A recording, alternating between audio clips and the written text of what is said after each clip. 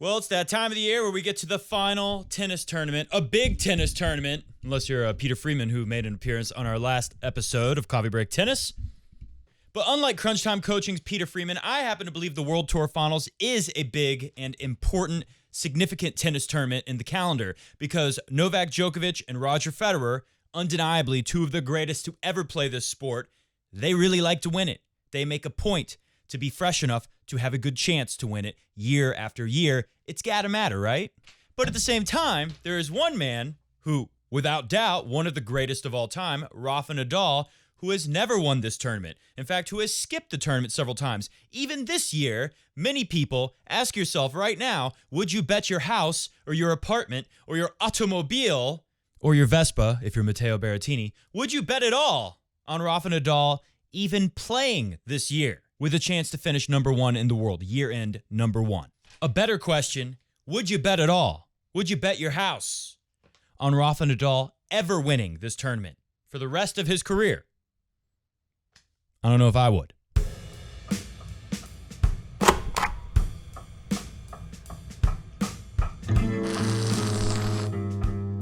It's good to be back. Welcome to Coffee Break Tennis. We are back at Coffee Break Tennis headquarters in Atlanta, Georgia. And today on the show, we got a lot of stuff to talk about. First off, we know the schedule for Sunday and Monday, the first 2 days of the World Tour Finals. So we'll talk about who's playing and when and what to expect in these matchups. We'll also talk about this two separate groups. If you're new to tennis, if you're new to the World Tour Finals, this tournament is unique. Another reason why I enjoy watching it every year, it's very unique because you have a round-robin format where if you lose, you're not necessarily out of the tournament yet. We'll talk about that.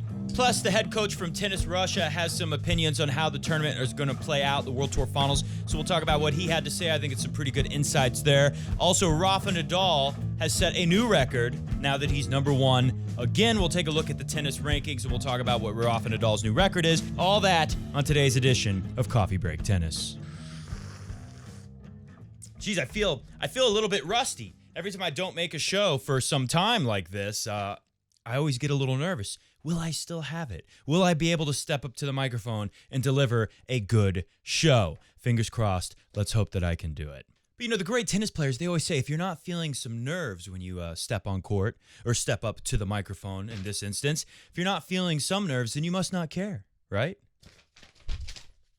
Always caring, always sharing here at Coffee Break Tennis, where there are no double faults, there are no unforced errors. We only deliver the highest quality of tennis excellence. So let's start off with Rafa Nadal follows Roger Federer as the second oldest world number one. It's a new record, baby.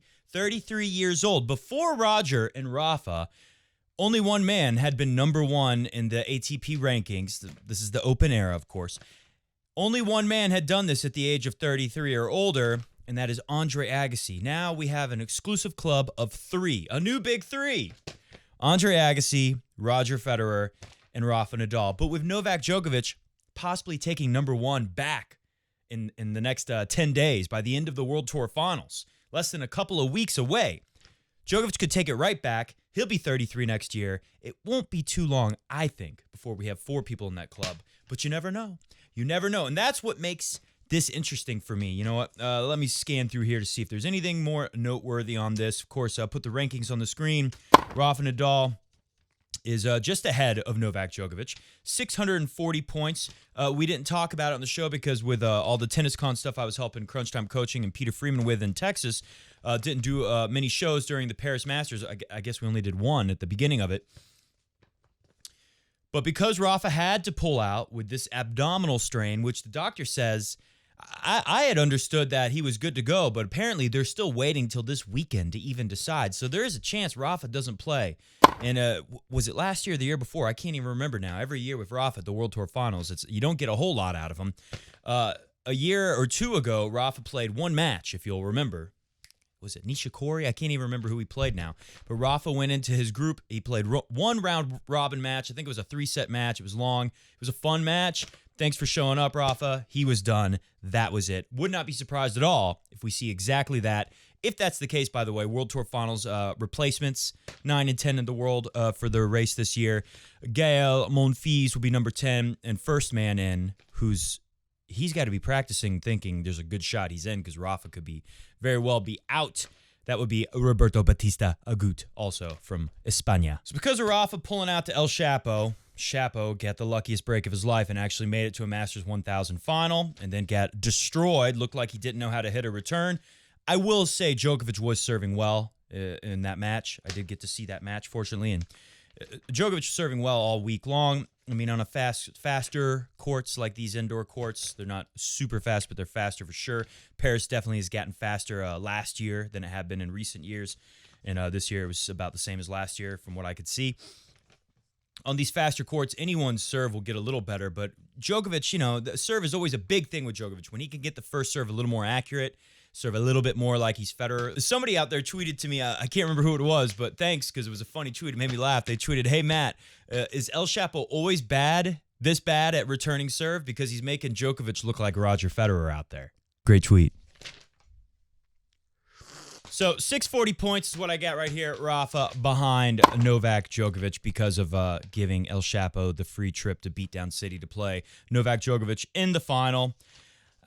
This ends Djokovic's run at 52 weeks. This current run, 52 weeks at number one, giving a throne to Nadal, hoping to get back there in 2 weeks if he manages to erase the deficit and finish the season, which could very well happen. Djokovic just has to do okay. I think if Djokovic 640, I can't remember how many points you get for a semis appearance. I want to say 570, so maybe not enough. So if Joker makes the final and Rafa doesn't, I think that pretty much locks it up. Djokovic gets number one back. Last thing from here before we move on. August 2008. What happened before that? Do you remember? The greatest match of all time at Wimbledon. August 2008, at the age of 22, was the first time Rafa became number one in the world. And now, more than 11 years later, he was double twos. Now he's double threes. I'm double threes too. It's a great time to be 33 with Rafa Nadal out there representing for us.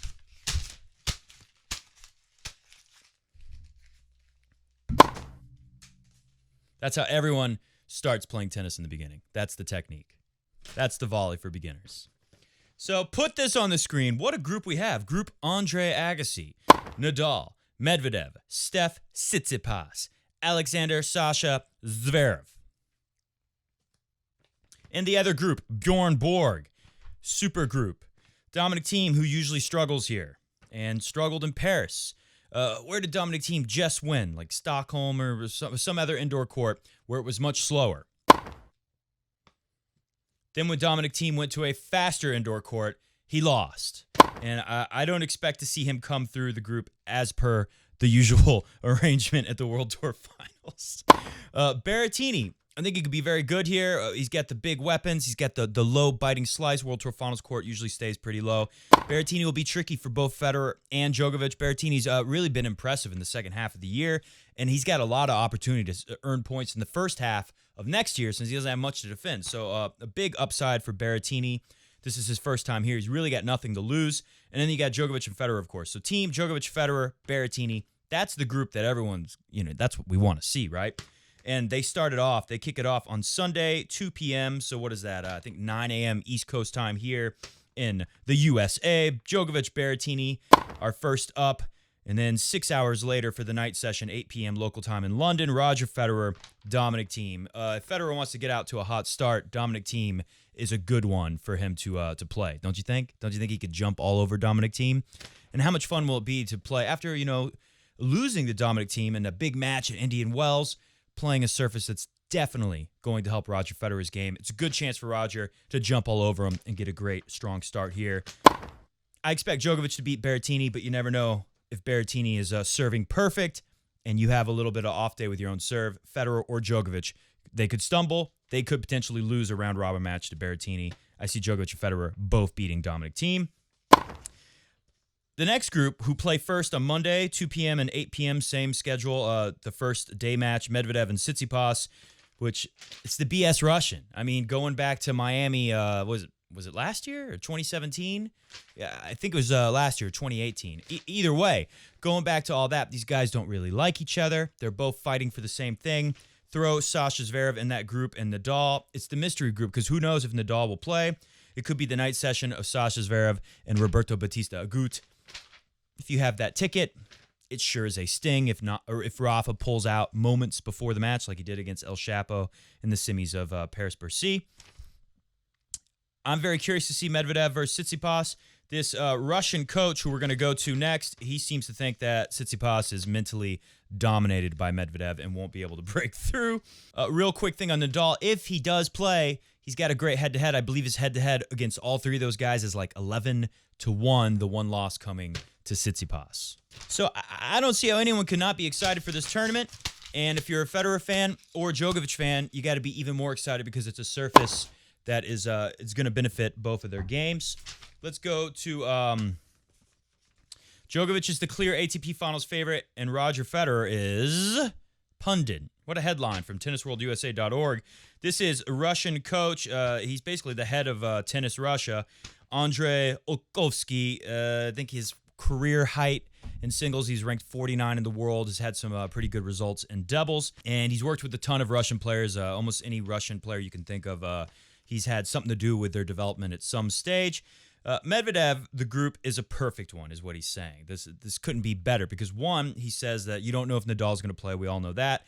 And Tsitsipas cannot cope mentally with Medvedev, and Zverev is definitely not at his best this year, which and we saw that in Shanghai recently. Zverev, one of the best wins of the year for him, and when he gets to the final, he gets pretty much destroyed by Medvedev. I think both of these guys have a hard time playing Medvedev, Tsitsipas and Sasha, and they all have a hard time playing each other. Same thing with Tsitsipas, has a hard time playing Felix Auger-Aliassime. It's weird playing these other guys who are competing with you. I think there's a different pressure when you play the other young guns who are trying to be the next big thing.